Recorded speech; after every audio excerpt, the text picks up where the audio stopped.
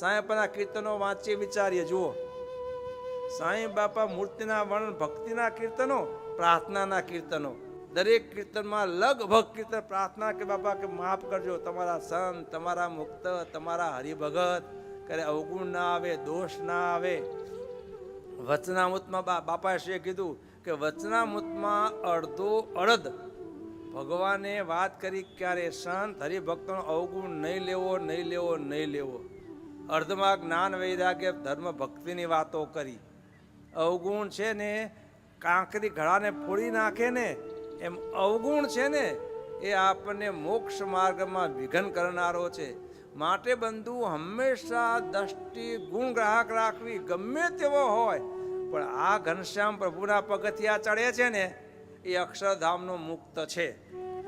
બસ પછી કહો અવગુણ ક્યાં લેવાની વાત?